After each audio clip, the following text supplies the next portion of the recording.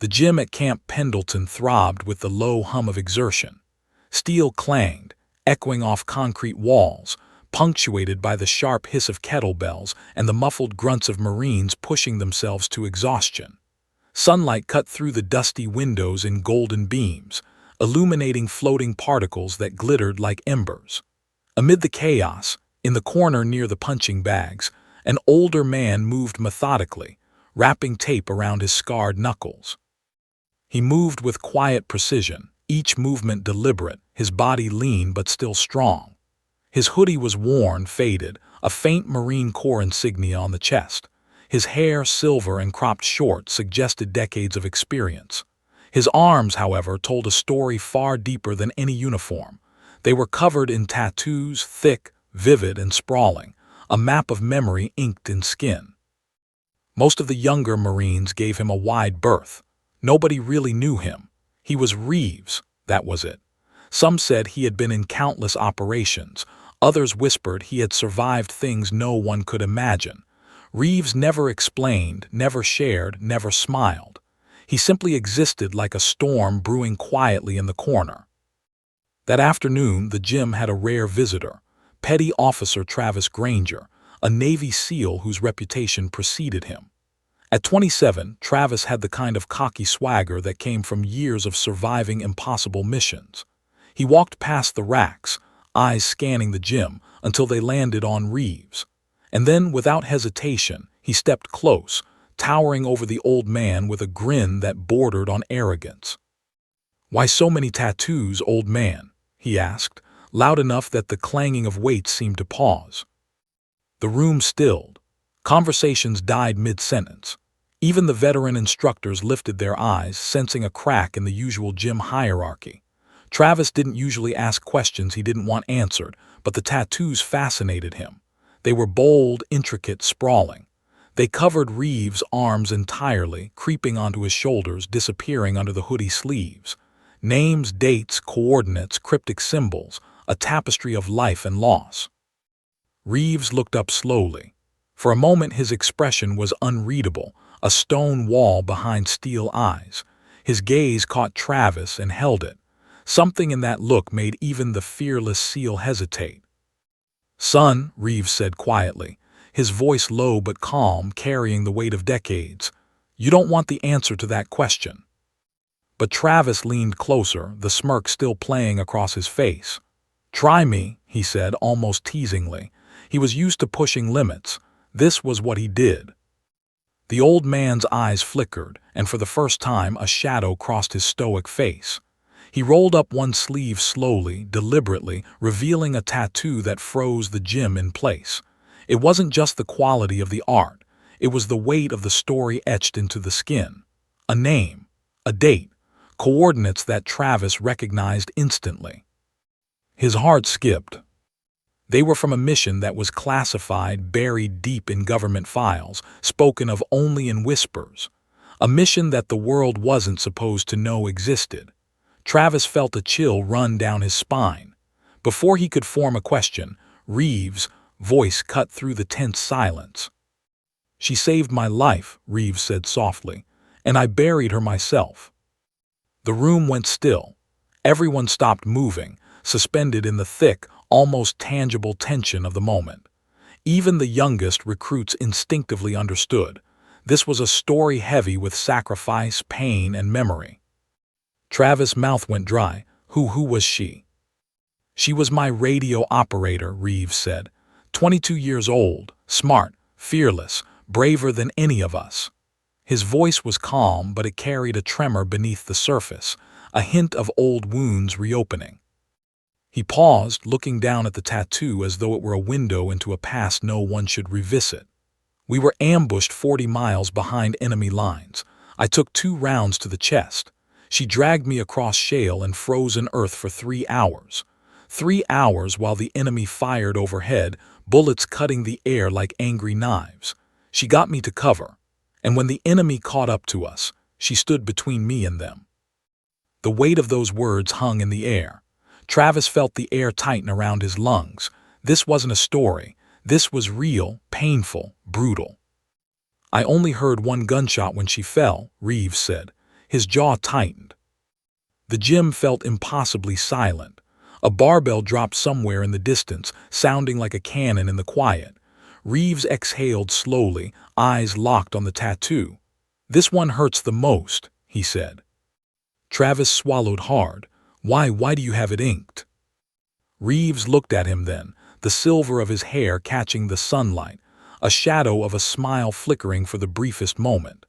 "Because she promised me she'd haunt me if I ever quit the mission." The words were almost absurdly casual, yet terrifyingly sincere. Travis' pulse quickened. The word mission didn't feel like the past. It resonated like a warning echoing in the room. Something Reeves wasn't supposed to speak aloud was alive in the gym, vibrating under the steel beams. Then Reeves did something unexpected. He rolled up the other sleeve. More ink. Names, dates, coordinates, grim symbols of death, loss, survival. Each tattoo was a story, a marker, a memory of someone who had touched his life and never returned. "Which one do you want to hear about first?" Reeves asked, the question calm, almost casual, but the room felt like it had dropped into a void. No one moved. Nobody spoke. Even Travis, who prided himself on fearlessness, felt the air grow thick. He realized with a sinking chill that Reeves wasn't just a man with tattoos. He was a living archive of war, survival, betrayal, and loss. Every line of ink on his skin was a story that could shatter someone if told. Travis' curiosity battled with instinct. He wanted to push further, wanted to understand, wanted to hear the story that no one else would tell. But the air around Reeves seemed to warn him this wasn't entertainment. This was truth carved into flesh, and every word carried the weight of lives lost.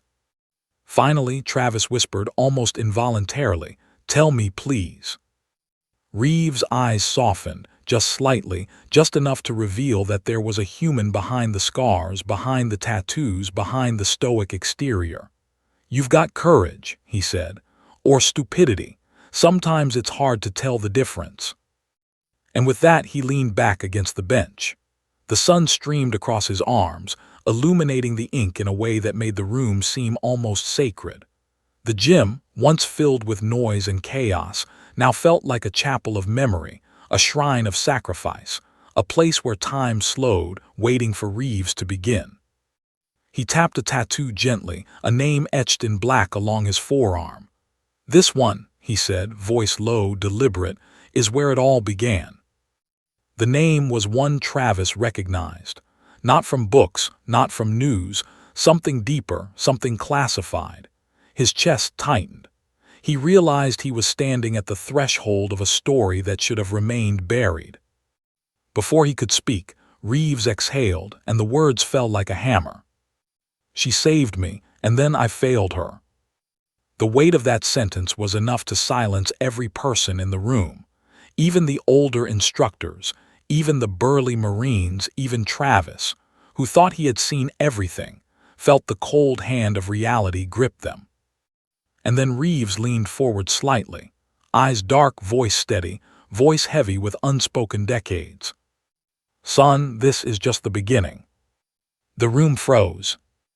The story of Reeves, the old man with too many tattoos, was about to unfold, and Travis, along with everyone in that gym, knew instinctively that they were about to witness something extraordinary, terrifying, and unforgettable. The sunlight through the gym's dusty windows seemed to dim as Reeves leaned back on the bench, his fingers tracing the elaborate tattoo on his forearm. Travis Granger felt a cold knot tighten in his stomach. This wasn't some tale of heroics for the sake of bragging. It was raw, unfiltered history carved in flesh. Every line of ink was a fragment of memory, every symbol a ghost of someone who had paid the ultimate price. Travis swallowed, trying to steady himself. Who was she? His voice sounded smaller than he expected. He had confronted terrorists in tight alleys, survived firefights in foreign deserts, but this question, this intimate, dangerous question, made him feel exposed. Reeves' gaze drifted down to the tattoo. A woman's name, Lydia Carter, etched in elegant, flowing script, along with a date, coordinates, and a small symbol that looked like a rising phoenix. Travis instantly recognized the coordinates. They were from a classified mission deep in the Hindu Kush Mountains, a place most people only saw on satellite images and intelligence briefings, never in person. "She was my radio operator," Reeves began, his voice low, almost reverent. 22 years old, smart, fearless, braver than any of us. She could read the battlefield like a book, anticipate danger before it appeared, and she had a laugh that could cut through the tension even in the darkest moments. I didn't deserve her. None of us did, but she was there and she was mine to watch over. Travis felt his chest tighten.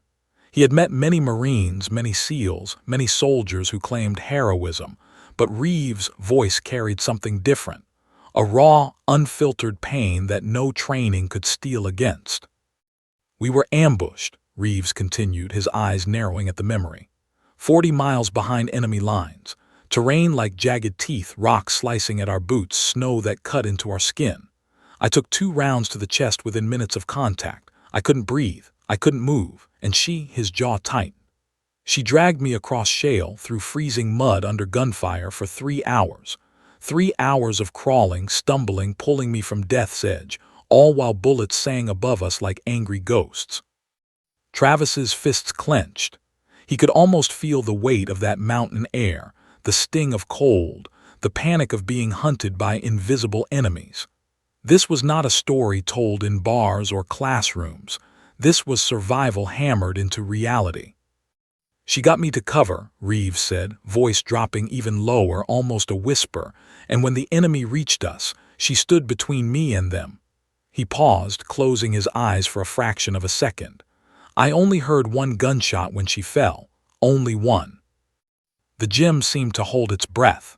Even the older instructors, usually impervious to war stories, leaned slightly forward, feeling the weight of memory pressing in.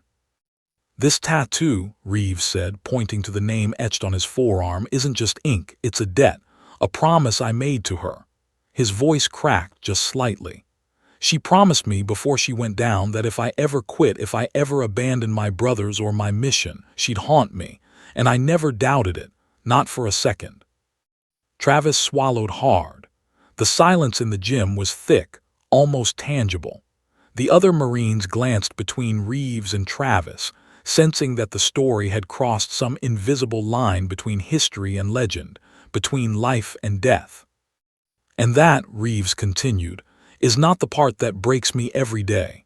The part that breaks me," he paused, tapping another tattoo along his bicep, "is what came after." Travis felt his stomach tighten. After? What happened after?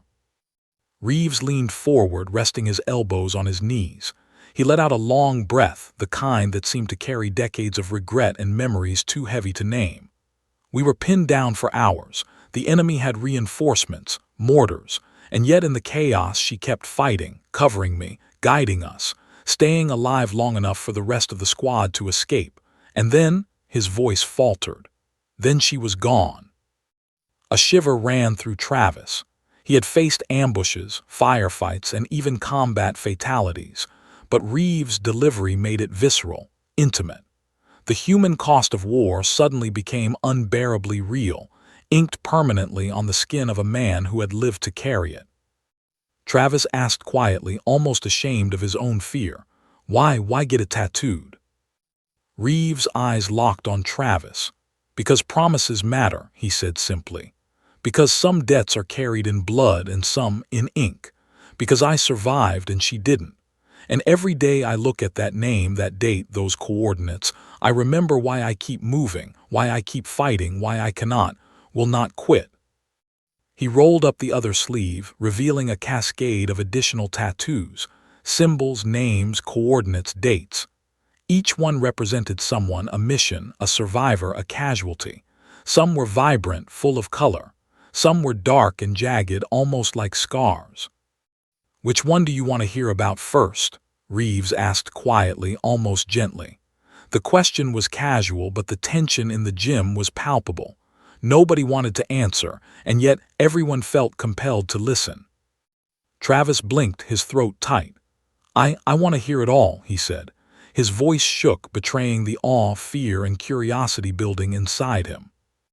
Reeves leaned back, closing his eyes briefly. He exhaled slowly. "All right then," he said. "But understand, what you're about to hear isn't a story for the faint of heart.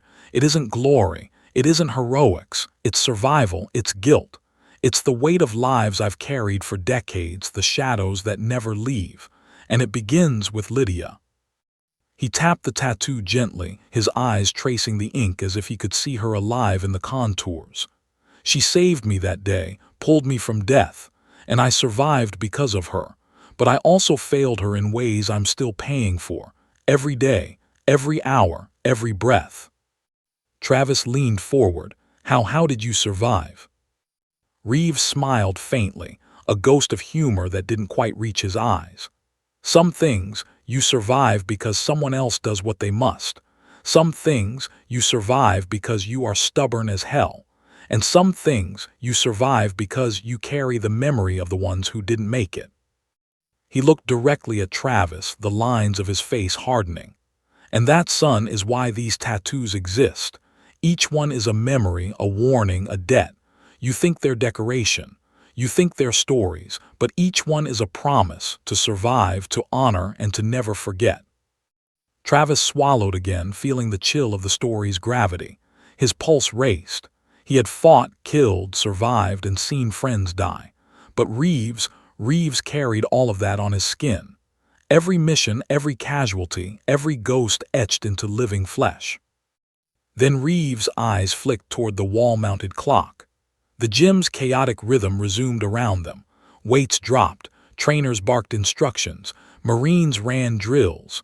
But inside the corner where Reeves sat, time felt suspended, stretched taut like a bowstring ready to snap. Reeves finally spoke again, his voice a whisper, yet commanding, cutting through the hum of the gym. "Son, this is just the beginning. And if you think you're ready to hear the rest, you better understand one thing. Some truths don't just inform you, they change you. And once you hear them, there's no going back." Travis nodded, his throat tight. "I understand." Reeves leaned back, letting his arms fall to his knees. He exhaled slowly, almost mournfully, then allowed his gaze to drift to the ceiling. The sunlight caught the ink on his forearms, highlighting the stories etched in black and gray, stories that whispered of survival, death, and impossible choices. And as the gym continued its noisy rhythm around them, Travis realized something deep inside him had shifted. He was standing on the threshold of a story that defied understanding, a story that would test everything he thought he knew about courage, loyalty, and sacrifice. Then Reeves tapped the tattoo again. One name, one story, one moment frozen forever in ink. "This is where it begins," he said, his voice steady, carrying the weight of a man who had survived impossible odds. And in that moment, Travis knew the room had fallen into silence for a reason. This was no ordinary tale of valor. This was truth, carved in flesh and blood. Fade to black. The sunlight in the gym dimmed further, filtered through the dusty windows like a warning. Reeves leaned forward on the bench, elbows resting on his knees, his fingers drumming lightly on the forearm tattoo that bore Lydia Carter's name. Travis Granger, still seated on the edge of the weight bench, felt the air grow heavier around him, as if every inhalation carried the ghosts of the past. Reeves exhaled slowly. "You ever hear of Operation Hollow Creed?" Travis froze, his pulse quickened. "Hollow Creed?" he asked, voice tight. That op doesn't exist." Reeves nodded grimly. "Exactly, it doesn't exist. Not officially, not in any record you'd be allowed to see, and that's why you're asking the wrong question." He paused, letting the words sink. "You should be asking why we were sent and what we survived that day." Travis leaned closer, sensing the weight of what was coming. I want to hear it." The gym around them faded into a haze. Reeves' voice dropped, lower than before, and the room seemed to vanish. Only Reeves and his tattoos remained, and the story that was about to emerge, a story no one outside the operation had ever heard. "We were 6, Reeves began, his eyes unfocused as if staring through the walls of the gym into another world entirely. Rangers, Marines, SEALs. Doesn't matter what patch you wore or what your branch was. We were a ghost unit sent to the Hindu Kush to intercept a convoy carrying something dangerous. Intel said it was crucial to the war effort. They lied. What we intercepted would change more than the war. It would have changed the world. Travis' stomach tightened. He had heard rumors, whispers of covert missions, operations scrubbed from history, missions where survival was measured in inches. But Reeves' voice made it real, tangible, terrifying. The convoy, Reeves continued, was guarded, not just by soldiers but by local militias, mercenaries, and men who had nothing to lose. We moved in at night, silent, precise, ghosts in the shadows, and at first it went perfectly, too perfectly. Travis felt the tension coil in his chest. What happened? Reeves' jaw tightened, eyes narrowing at a memory only he could see. Then the first explosion hit. It was a roadside IED hidden under snow and rocks. The medic went down immediately. I tried to move, but he tapped his chest lightly. The 2 rounds tore through me before I could even think, and the world narrowed to one desperate, aching focus: survive. Travis swallowed. His hands were clammy. He could almost feel the snow, hear the crackle of gunfire, smell the acrid smoke. Reeves' voice painted the battlefield in vivid, merciless strokes. 3 hours, Reeves continued, his voice dropping to a whisper. 3 hours crawling over frozen shale, bullets slicing past, explosions shattering everything we knew. And Lydia, she dragged me, pulled me, never stopping, never faltering, never showing the fear she surely must have felt. Travis felt a lump rise in his throat. The imagery was too real. He could almost see her, hair plastered with sweat, eyes wild but focused, dragging Reeves behind boulders, whispering orders he couldn't hear over the gunfire. She got me to a small ravine, Reeves said. We found cover. For a moment it seemed like we might make it, and then they came at us with numbers we couldn't match. They came like shadows and we were still exposed.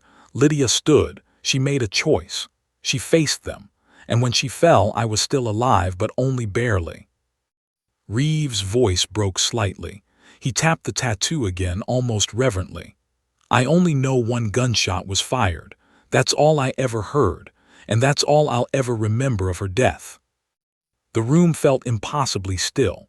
Not a single sound from the gym reached them. The other Marines stared, frozen, sensing the weight of the story pressing down. Travis' mind raced. This was beyond heroism, beyond legend. This was survival at its rawest, cruelest, most merciless edge. Reeves drew a shaky breath. We weren't finished. The convoy had explosives, yes, but there was intel we never expected. Something on that truck it could have devastated entire villages if it reached the wrong hands. We had to finish the mission, even as men fell, even as bullets tore past, even as I bled through my uniform onto the frozen ground. Travis' pulse thundered in his ears. How did you make it out? Reeves' eyes darkened, filled with a shadow no one could pierce. 2 of us survived, 2 out of 6, and only because the other 4 gave everything. Travis felt the room tilt. Who? He whispered. Reeves tapped another tattoo along his forearm. A man's name, a date, and a phrase in harsh black ink. Brothers or nothing. That was my brother in arms, Reeves said, voice low. He didn't die that day, not immediately. He died later because of me. Travis' chest tightened. Because I made a mistake, Reeves said, jaw tightening. A hand signal, a split-second misjudgment, and the enemy saw us because of it. He saved me, dragged me, stitched my wounds, and gave me a chance to finish the mission. But I couldn't save him, not fully. The gym felt suffocating. The young Marines exchanged glances, recognizing the horror of a man haunted by his own survival. Reeves' voice grew heavier, resonant with decades of grief. He held me together for hours, Reeves continued. 3 days in freezing conditions, rationed water, gave me his. And when scouts found us, he fought them off. Killed 2 of them quietly, efficiently, but the third had a grenade. We both dove. He pushed it under himself. Travis' heart thudded painfully. He could almost see it. The explosion, the snow and dirt flying, the sacrifice carved into Reeves' memory. He lived 14 hours afterward, Reeves said, voice barely above a whisper. Long enough to tell me to complete the mission, long enough to make me promise I'd carry his name. He tapped the tattoo again, tracing the black ink like it was a lifeline. And I did. Every mission since, every choice, every step, I carry him with me. Because I owe him that, because I survived. The tension in the gym was almost unbearable. Travis realized something he hadn't before. These tattoos weren't just stories. They were lifelines. They were warnings. They were debts, etched into living flesh, marking the cost of survival that no medal or commendation could measure. And yet, Reeves said slowly, voice dropping into a conspiratorial whisper, that's not the worst part. Travis leaned forward. What could be worse? Reeves exhaled, long and heavy, eyes locked on the tattooed forearm. The truth is he didn't have to die. I made a mistake, yes, but the consequences were far worse than I could have imagined. And for 14 years I've been paying for it. Every day, every mission, every moment I'm awake, I feel it. Travis' hands were clenched into fists. He could almost feel the weight of the mission, the cold of the snow, the echo of gunfire in the mountains, the burden of being the one who survived while others did not. Reeves' eyes swept the room.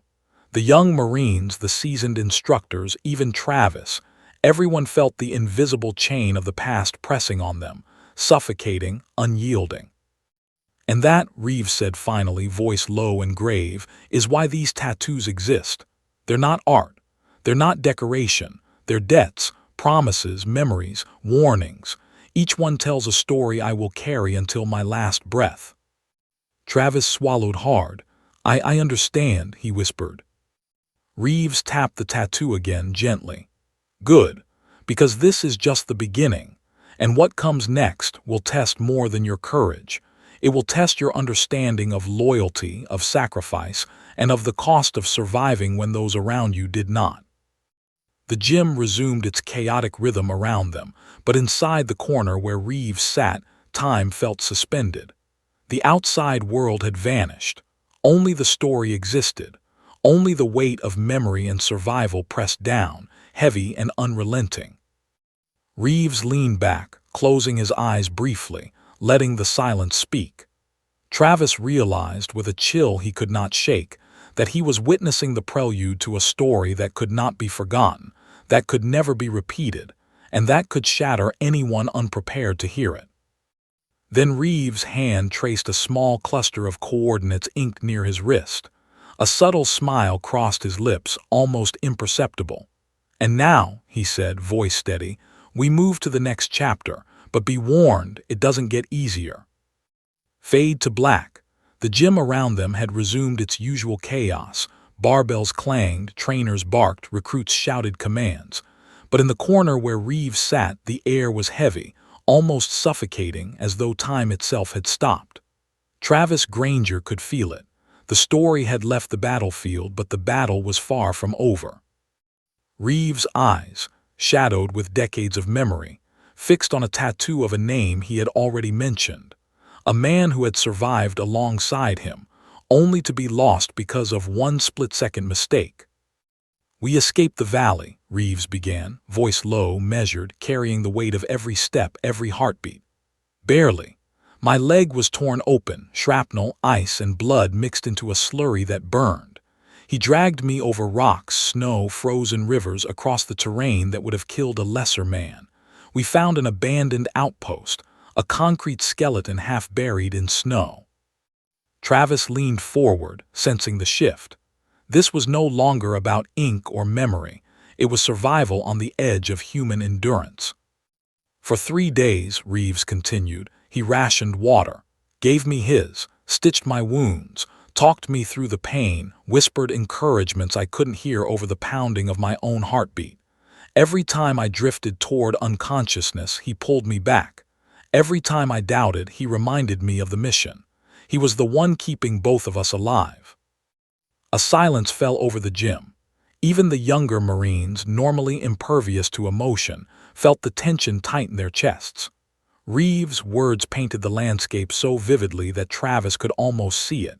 Jagged rocks, snow streaked with blood, enemy scouts moving silently in the shadows, waiting to strike. And when the scouts found us, Reeves said, his voice dropping to a whisper, he did what had to be done. Killed the first two silently, efficiently, but the third had a grenade. Travis' pulse accelerated. He knew what was coming, yet the weight of the revelation still stunned him. Reeves' eyes, cold and haunted, never left his. It rolled between us, Reeves continued, his jaw tight, voice taut with memory. I dove instinctively, but he pushed it under his own body, took the full force. The gym felt impossibly still. The clang of weights, the distant shouts, even the hum of fluorescent lights, all of it vanished beneath the gravity of Reeves' confession. He lived 14 hours after that, Reeves said quietly, letting the words hang in the air. 14 hours, just long enough to tell me to complete the mission, to promise me I'd carry his name, long enough to make me swear I would finish what we started, no matter what it cost me. Travis swallowed, feeling the icy grip of fear and awe. The story had escalated beyond anything he'd imagined. He had fought men, survived ambushes, witnessed death. But this was raw, intimate, human loss etched into reality. Reeves' hand traced the tattoo once more, a tender, reverent touch. I did it. I kept the promise. Every mission since, every decision, every risk, I carry him with me. His sacrifice, his courage, his life, I owe him that. Travis asked quietly, almost afraid to break the spell, Did you ever regret it? Reeves' gaze sharpened, hardening like tempered steel. Every day, he said, every hour, but regret is useless without action. Survival is not about regrets. It's about promises, about debts you can't repay but must honor. He saved my life, and I will honor that debt until the day I die. A murmur of understanding passed through the surrounding Marines, though none dared to speak. They felt it, felt the gravity of a bond forged in fire and blood, the unspoken code of warriors who trust each other with life itself. But that's not all, Reeves said, letting his voice drop further, resonant and grave. Because after he died, I realized the consequences of mistakes are rarely confined to one person. They ripple outward. And in this case, he hesitated, voice tight, in this case, it changed everything. Travis leaned closer, compelled by the gravity of the confession. Everything, he whispered. Yes, Reeves said, voice cracking slightly. Because his death wasn't just a casualty of war. It was a direct consequence of my failure. One hand signal, 1 second of hesitation, and the enemy saw us. And while he saved me, I failed him. And the guilt has never left me. The gym seemed to shrink, every sound fading into the background as Reeves' story consumed the space. Travis could almost hear the echoes of the battlefield. Gunfire, shouts, explosions, the ragged breathing of two men struggling to survive. He could see the snow-streaked rocks, the frozen rivers, the abandoned outpost that had been both sanctuary and tomb. He made sure I survived, Reeves said, eyes distant, voice low. And I survived only to carry the burden, only to remember, only to fight again. Every mission, every day, every choice, I carry him with me. He is not gone, not entirely, not as long as I keep my promise. Travis felt the weight of the words settle on his shoulders. This was more than survival, it was a sacred duty, a vow that transcended death. The bond between men in combat was often spoken of in vague terms, but Reeves had made it tangible, visible, permanent, and etched in living flesh. And yet, Reeves continued, his voice dropping to a whisper that carried through the gym, the world doesn't see these debts, doesn't understand the cost. You get medals, commendations, letters, maybe a plaque. But the cost is carried in memory, in pain, in ink, in blood. You don't see it. You don't understand it, but you feel it. Travis nodded slowly, feeling the chill of truth settle into his bones. He had faced horrors before, but Reeves' words made him feel like a student in the shadow of a master, witnessing the raw anatomy of survival and sacrifice. Reeves leaned back, closing his eyes briefly, letting out a long, shuddering exhale. "And even now," he continued, voice steady but heavy, "I carry the responsibility of surviving when he did not. Every action I take, every mission I choose, I carry him with me. And I carry the knowledge that a single mistake can cost everything. That is the lesson of Operation Hollow Creed." The gym had become eerily silent. Marines and recruits alike understood without speaking. They were in the presence of a man who had lived through unimaginable loss, and whose every breath was a testament to loyalty, courage, and the unbreakable bond between warriors. Reeves finally opened his eyes, looking directly at Travis. "And that, son, is why these tattoos exist. Not as art, not as stories to be shared casually. They exist as memorials, warnings, and reminders. Each name, each date, each symbol, a life lived, a life lost, a life carried forward in memory and action." Travis felt a lump in his throat. He had seen death, but never this. Never so personal, so immediate, so raw. He realized in that moment that Reeves' tattoos were not just marks. They were the embodiment of promises, debts, and survival etched permanently into his skin. Reeves exhaled again, slow, deliberate. "And now," he said quietly, almost to himself, "we move forward, but know this, the next part of the story, it doesn't get easier, it doesn't get lighter, and it will test you in ways you cannot yet imagine." Travis leaned forward, heart racing, knowing instinctively that he had crossed a threshold. He was no longer a bystander. He was witness to a story of unimaginable survival, loyalty, and loss. A story that would haunt him long after the gym returned to its noisy, mundane rhythm. Reeves tapped his forearm one last time, gently, reverently. "This is the brotherhood," he said softly, "and this is the cost." The room seemed to hold its breath.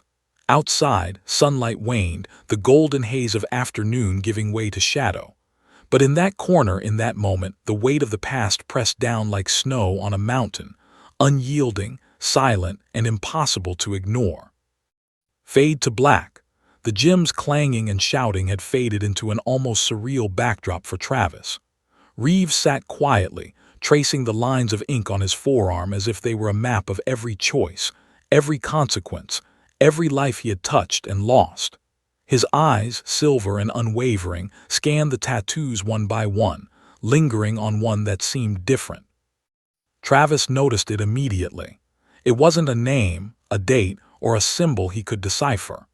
It was just a blank space, shaded in dark ink, an ominous void amid the meticulously detailed stories on Reeves' arms. "That one," Reeves said quietly, not looking at Travis, "doesn't have a name." Travis frowned. What does that mean?"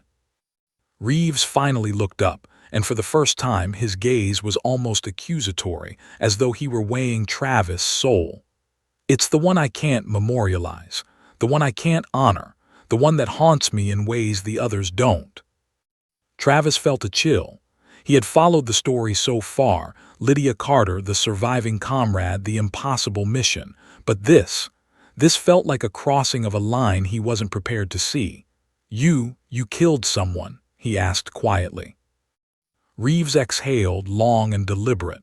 "Yes, I did, and it wasn't a clean kill, it wasn't justified, it wasn't heroic." His hands trembled slightly as he traced the blank space on his arm. "It was necessity, and yet it feels like sin every day I'm alive." Travis leaned in. Who was it?" Reeves' jaw tightened.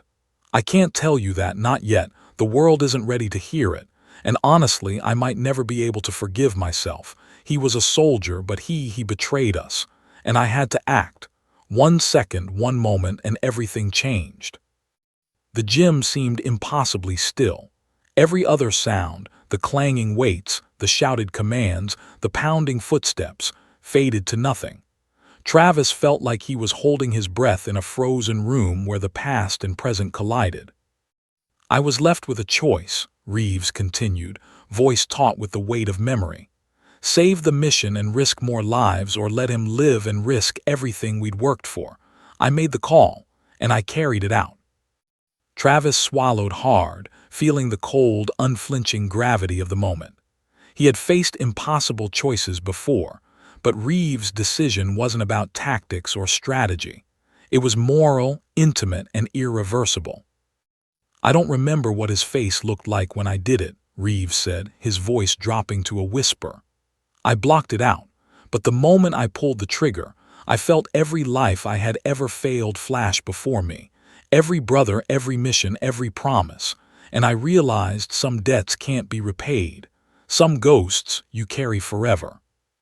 Travis felt his pulse quicken, and that's why you left it blank. Reeves nodded slowly. Yes, because I can't memorialize him, because I can't honor him. He doesn't deserve that. And yet, I can't forget him either. That tattoo is the reminder, the weight, the burden. Every day I see it, I remember what survival costs and what choices demand. The young Marines nearby exchanged uneasy glances, understanding in part the brutal honesty of Reeves' words. This was not a tale of glory or medals. This was survival, morality, and consequence etched into flesh. Travis leaned forward, voice tight. Do you ever regret it? Reeves' eyes darkened, haunted. Every second, every mission, every time I wake up. But regret is meaningless if it doesn't shape what comes next. I survive, I fight. I honor the living and the dead in the only way I can. And I carry him, this ghost, with me, because the alternative is letting him, or the memory of him, destroy me. He exhaled slowly, tracing the blank tattoo again. This is the heaviest. More than Lydia, more than my brother who died in my arms, more than anyone else, because it isn't just loss, it's choice, responsibility, accountability, and the burden of living when others did not, sometimes not through no fault of their own, but because of you. Travis' chest tightened. The narrative had gone deeper than he ever expected, pulling him into a moral abyss that he couldn't yet comprehend. He realized, for the first time, that Reeves' tattoos were not just memories. They were compasses, ethical barometers, reminders of survival weighed against conscience. And yet, Reeves said, exhaling through his nose, I have to keep moving. There's work to be done, lives to save, promises to keep. I carry all of them, and I carry him. And I carry the knowledge that some debts are eternal. Travis' throat tightened. How do you live with that every day? Reeves smiled faintly, but there was no warmth in it, only the steel of a man who had survived the impossible. You learn to live with it by never forgetting, by honoring the living, by protecting the ones who can still be saved, by being relentless, and by remembering every choice has consequences, every decision can change everything. Forever. Travis looked at the blank tattoo again. It wasn't a name, a symbol, or a date. It was a void, a place that carried more weight than anything else on Reeves' arms. The absence of a name spoke louder than any inscription could. It was guilt. It was responsibility. It was the part of survival that no metal could ever touch. And that, Reeves said finally, leaning back against the bench, is why you never underestimate the cost of survival. Because sometimes surviving isn't enough. Sometimes you pay with more than your own life. The gym's noises crept back in, the clang of weights, the distant shouting. But inside that corner, in that suspended bubble of tension, time felt frozen. Travis realized with a chill that ran down his spine that he was witnessing a story that few could ever endure to hear, let alone survive emotionally. Reeves' gaze swept the room, locking onto Travis. And now, he said quietly, voice carrying both warning and inevitability, the rest of the story begins. Because surviving the mission, surviving the losses, that was only the start. The ghosts we carry, the debts we owe, the choices we make, they have a way of finding us, even years later. Travis nodded, almost instinctively, feeling the gravity of what was being revealed. The blank tattoo was no longer just a mark on Reeves' arm. It was a warning, a shadow of unfinished business, moral ambiguity, and a haunting truth that refused to be named or forgotten. Reeves tapped it once more reverently. "Remember this, son. The hardest part of survival isn't bullets, explosions, or frostbite. It's the weight of what you do and what you can't undo." The room seemed impossibly still, the golden haze of late afternoon sunlight now giving way to shadow. Outside, the world continued its relentless rhythm. Inside, Travis understood something fundamental. The story of Reeves, the old man with too many tattoos, was far from over. And what came next would challenge every notion of morality, loyalty, and courage that he thought he understood. And then Reeves' voice dropped to a whisper, almost conspiratorial. "And the man without a name, he isn't gone. Not entirely. And one day I'll have to face him again." The words hung in the air like smoke. Travis' pulse thundered. The story had shifted from memory to impending confrontation. The past was not just alive, it was waiting. Fade to black. The late afternoon sun had shifted, casting long shadows across the gym. Even the most boisterous recruits had quieted, sensing that Reeves' story was no longer a tale. It was a warning, a living, breathing force. Travis Granger felt the weight of every tattoo in the room, each one pulsing with memory, pain, and sacrifice. But the blank tattoo, the one without a name, was something else entirely. It throbbed with anticipation, as if the future itself were etched into Reeves' skin. Reeves leaned forward, elbows resting on his knees, eyes dark and unwavering. "Years passed," he began slowly. "After Hollow Creed, I kept moving, mission after mission. Survival became my only currency. But the ghost, the one I can't name, he never left me, and I knew one day he would come looking." Travis swallowed hard. "Come looking for what?" Reeves' lips pressed into a thin line. "For reckoning, for vengeance, for answers he probably won't get." And that day almost arrived in the middle of a quiet night in Kandahar. The gym faded away in Travis' mind as Reeves' voice drew him into the mountains, into the frozen hell of Afghanistan. "I was on a recon mission," Reeves said, voice low, almost a growl. "We'd intercepted chatter, enemy movement, possible insurgent buildup. I was alone for a stretch, scouting a village on a ridge. The moonlight was thin, barely cutting through the mist. And then I saw him." Travis' pulse raced. "Him?" Reeves nodded. "The ghost, tall, silent, moving like a shadow. Same uniform, same gear, but everything about him screamed death and accusation. And then I realized the man was an enemy. He was connected to my past, to that mission, to the one I couldn't memorialize." The gym seemed impossibly quiet. Even the distant clang of weights sounded muffled, as though the world had conspired to give Reeves' story full dominion over the moment. Travis leaned closer, senses sharpened by the palpable tension. "He was there," Reeves continued, voice taut, "to confront me, to make me remember, to force me to face what I had done. And I knew in that moment I had a choice, fight, flee, or die.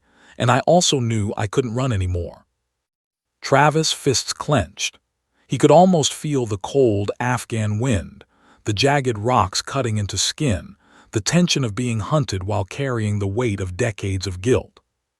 "I didn't know if he was seeking justice or revenge," Reeves said, voice tight. "But either way, he demanded acknowledgement, and I owed him that. Not as a man free from sin, but as someone who had lived while he did not. Someone who had survived and carried the cost. Someone who had failed him." Reeves' hand hovered over the blank tattoo. "This is why this one matters more than any of the others. Because survival is meaningless if you don't face the debts you carry. And sometimes, the debts, they come looking for you." Travis whispered, almost afraid to break the tension. "What happened?" Reeves leaned back, eyes narrowing. He didn't attack immediately, he watched, silent, patient, calculating, and I realized he was testing me, watching to see if I had changed, if I had learned, if I could survive the moral weight of my own actions. The young Marines around them shifted uneasily, sensing that Reeves was about to step into a memory that few could endure. The room felt suspended, the ordinary world slipping away. And then, Reeves said, voice dropping to a whisper, he spoke. Travis' eyes widened. He spoke. Reeves nodded, not words like hello or enemy, words that cut deeper than bullets. Why did you leave me? Travis felt a shiver run down his spine. The question was simple, yet impossible to answer. The gym seemed to tilt, the weight of decades and lost lives pressing in like an avalanche. I couldn't answer, Reeves said, jaw tight, because no answer could satisfy him. No explanation could erase what happened. And yet I had to try. I had to acknowledge the debt. And I had to survive the encounter with the man I had killed, the ghost of my past, a man I could never name. Reeves' voice grew quieter, more intimate. We circled each other that night, shadows in the moonlight, every step a memory, every movement a test, and I realized survival wasn't enough. I had to confront the moral weight of my own actions. I had to face the fact that a single choice had doomed him and yet saved me. Travis' hands were clammy. He could feel the tension, the moral crucible Reeves was describing, and it made him question everything he thought he knew about courage and consequence. And then, Reeves said, exhaling slowly, we were interrupted. Travis blinked, interrupted. Yes, Reeves said. A local patrol stumbled into the area, enemy insurgents. We had to act immediately. And in that chaos I realized something terrifying. The ghost wasn't here to kill me. He was here to ensure I didn't forget, to ensure I survived with the weight of memory intact. And then he vanished into the mist, leaving me with the truth I had carried all these years. The gym felt impossibly silent. Even the faint sound of air conditioning seemed muted. Travis realized that Reeves' story had transcended battlefield heroics and entered the realm of moral reckoning, a reckoning that was still alive, still waiting, still shaping the man before him. Reeves tapped the blank tattoo again, gently, reverently. He's still out there, he said, voice low, waiting, watching, and I know one day I'll have to face him again, not as an enemy, not as a comrade, but as the living proof of every choice, every debt, every failure I've ever carried. Travis' mind raced. And will you? Reeves' eyes hardened. I have to, because survival without reckoning is meaningless, because debts unpaid they fester, and because some ghosts don't rest until you confront them. The gym seemed impossibly still. Travis understood that Reeves was no longer just a survivor of war. He was a man in perpetual moral combat, his life a battlefield of memory, guilt, and unresolved justice. And that, son, Reeves said finally, voice low, resonant, is why these tattoos exist, not to decorate, not to boast, not to entertain. They exist to remind me that every choice has a consequence, every life has value, and every debt will come looking for you whether you are ready or not. Travis felt his chest tighten, the enormity of the story pressing down like snow on the mountains Reeves had survived. He realized that the blank tattoo, the one without a name, was more powerful than any of the others. It wasn't just memory. It was the unfinished reckoning, the shadow of moral consequence that would follow Reeves for the rest of his life. Reeves exhaled slowly, letting the weight of the story settle. And now, he said, voice quiet but firm, the next part begins, because survival is only the first chapter. The debts we carry, they write the rest of the story. Travis understood, instinctively, that the next chapter would not just be about life and death. It would be about reckoning, justice, and the ultimate price of living while others did not. The gym resumed its chaotic rhythm around them, but inside that corner time was suspended. Reeves' story had become a living thing, a shadow over every Marine, every recruit, every listener. And in that shadow, Travis felt the undeniable truth. Some stories never end. They only wait for the living, for the guilty, for the reckoning. Fade to black. The gym was silent now, the chaos of training fading like distant thunder. Travis Granger sat frozen, caught in the gravity of Reeves' story. Each tattoo Reeves had revealed until now had been a breadcrumb, a hint, a lesson in courage and survival. But the blank tattoo, the one without a name, was different. It wasn't history. It wasn't memory. It was a warning. A shadow stretched across decades, waiting for its reckoning.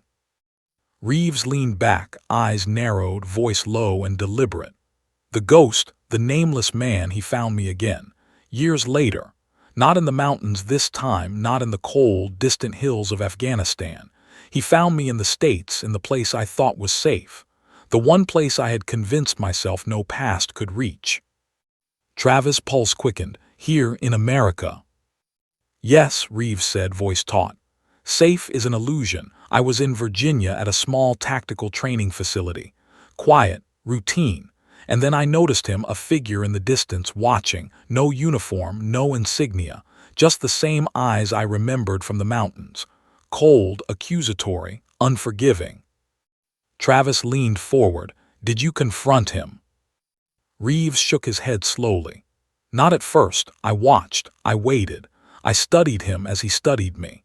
And I realized this wasn't a chance encounter. This was the reckoning I'd carried for years. And I knew one wrong move, one hesitation, and either one of us wouldn't leave that day alive. The tension in the gym was suffocating. Even the most hardened Marines felt it, like standing on the edge of a cliff, knowing the fall was inevitable, and yet unable to move. I didn't approach him, Reeves continued. I let him come, and when he did, he didn't attack immediately. He didn't even speak. He simply watched, circling, evaluating. And I realized something terrifying. He wasn't here to fight me. He was here to make me face everything I had buried, the mistakes, the lives lost, the debt I could never repay. Travis swallowed hard. How do you survive that? Reeves' voice grew quieter, almost reverent. You don't. Not completely. But you act. You acknowledge. And you remember that the only way to survive a reckoning is to face it, to carry it, and to accept that some ghosts never leave. He paused, letting the words sink. Travis felt the weight pressing down on him, as though he too were standing on that Virginia ridge, eyes locked with a man who represented the darkest consequence of choice and survival. And then, Reeves said, leaning forward, elbows on knees, eyes fierce, he spoke. And his words cut sharper than any bullet. You left me behind. You lived. I died. And yet you carry my life while I cannot. Travis felt a shiver run down his spine. The sentence wasn't just a question, it was a verdict, a judgment, and it hung in the air like a guillotine's blade waiting to fall. I couldn't defend myself, Reeves said quietly, because no defense could suffice. No explanation could undo the past. And yet, I had to act, not out of anger, not out of fear, but out of the knowledge that survival is meaningless if you cannot face the ghosts you've created. Reeves' hand hovered over the blank tattoo, tracing the dark ink as if seeking guidance from the memory itself. I had to remind him and remind myself that debts can be acknowledged, even if they cannot be repaid. That survival carries weight beyond medals, beyond commendations, beyond glory. That the living must honor the dead by facing the truth, no matter how painful. Travis' chest tightened.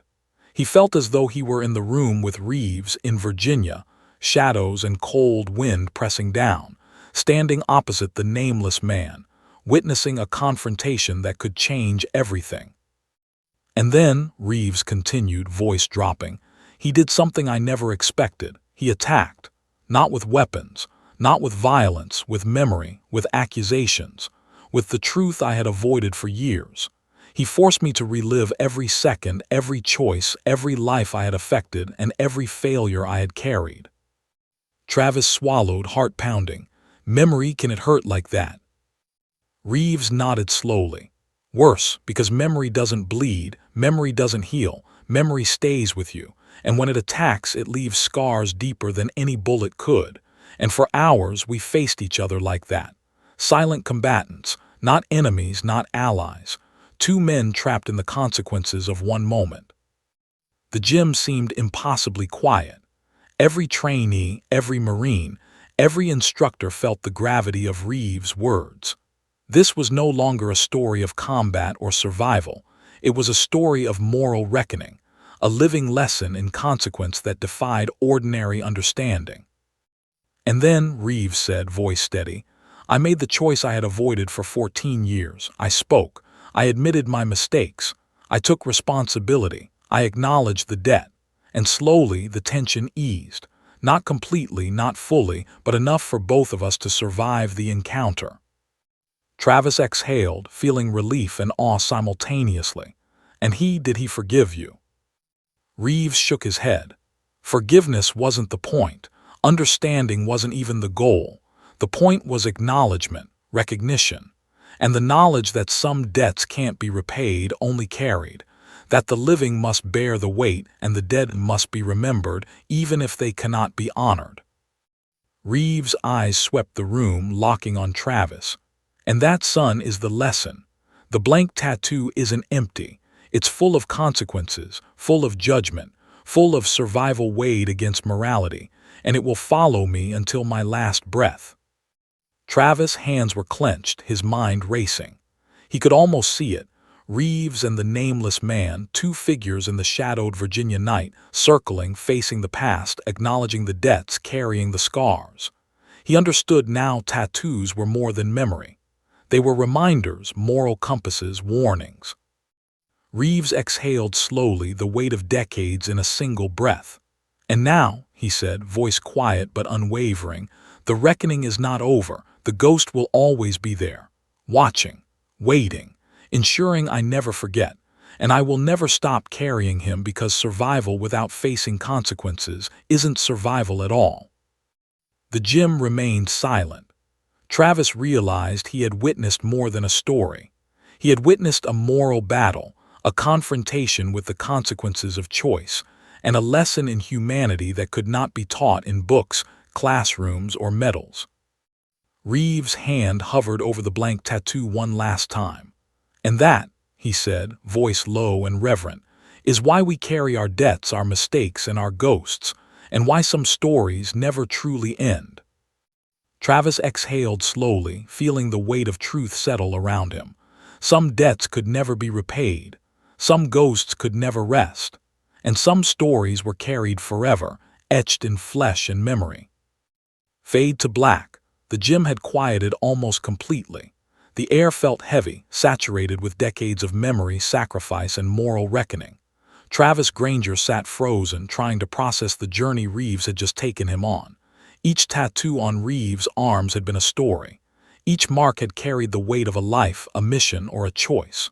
But the blank tattoo, the one without a name, was different. It had been the silent drumbeat of a reckoning that refused to end. Reeves leaned back against the bench, his eyes distant, staring at something only he could see. "You've followed the story this far," he said, voice low and deliberate, "but you haven't seen the whole truth yet. The truth is, survival is never clean, it's never fair, and it never ends the way you hope it will." Travis felt his chest tighten. I understand, sir, but what happens now?" Reeves exhaled, slow and deliberate, as if each breath carried the weight of every man he had ever lost. "Now," he said, "I carry everything forward, every mission, every debt, every ghost, and I live with the knowledge that life is precious, fragile, and fleeting, and that every choice matters more than most people realize." He raised his arms slightly, the inked stories of decades laid bare in the golden light of the late afternoon. The tattoos were more than decoration. They were memorials, warnings, and ethical compasses. Each one told a story of courage, sacrifice, and the unrelenting cost of survival. "But the real lesson," Reeves continued, "is not just in remembering the past. It's in how you live today, knowing that the ghosts of yesterday will follow you, shaping your choices, guiding your actions, and reminding you that every decision, every life you touch, carries consequences." Travis nodded slowly, absorbing the weight of the words. He had followed Reeves through war zones, moral battles, and personal reckonings. He had witnessed the unspoken, felt the moral gravity, and understood that survival came with responsibilities beyond medals and commendations. "And yet," Reeves said quietly, his gaze falling on the blank tattoo one last time, "even after everything, there is hope. Hope that the debts we carry can guide us to honor the living, that the ghosts we face can teach us to protect what matters, that even the heaviest burdens can give meaning to the life we have been given." The young Marines around them shifted slightly, sensing the weight of what had been shared. Reeves' story had become more than a personal confession. It had become a lesson in courage, accountability, and the enduring human spirit. "You see," Reeves said, voice soft but unwavering, "each tattoo is a chapter of a life lived, a mission completed, or a lesson learned. And the one without a name, that one is the ultimate reminder that some consequences cannot be avoided, some debts cannot be repaid, and some ghosts will never leave you no matter how far you run." Travis felt a lump rise in his throat. The blank tattoo was no longer a mystery. It was a testament, a living embodiment of guilt, survival, and moral reckoning. It was a symbol that some lessons are never finished, and some stories never truly end. Reeves exhaled again, letting the silence settle over the room. "And that," he said, voice barely above a whisper, "is why we carry our past with us, why we honor the dead, and why we fight for the living. Because every life is a story, every choice leaves a mark, and survival is only the beginning of the burden we carry." He leaned forward, eyes locking on Travis with a piercing intensity. "Remember this, son. Courage is not just facing death. Courage is facing the consequences of your actions, acknowledging your debts, and carrying them forward with honor. That is what it means to survive. That is what it means to live." The gym had returned to its normal rhythm, but the silence in Reeves' corner was profound. Travis understood now that he had witnessed something extraordinary, not just a story of combat and survival, but a lesson in morality, loyalty, and the human capacity to endure and remember. Reeves tapped the blank tattoo gently, reverently. "And the nameless man, he will always be with me, watching, judging, ensuring that I never forget. And that is how I honor every life lost, every mission completed, and every debt carried. Because survival without reckoning is meaningless." Travis nodded, swallowing hard. I understand, sir. I think I finally understand." Reeves' eyes softened just slightly, and a faint, almost imperceptible smile appeared. "Good, because understanding is the first step. The next is living your life with that knowledge, knowing that every choice has consequences and that the stories we carry define who we are." He rose slowly, muscles tense but steady, and extended a hand toward Travis. "Carry this with you," Reeves said.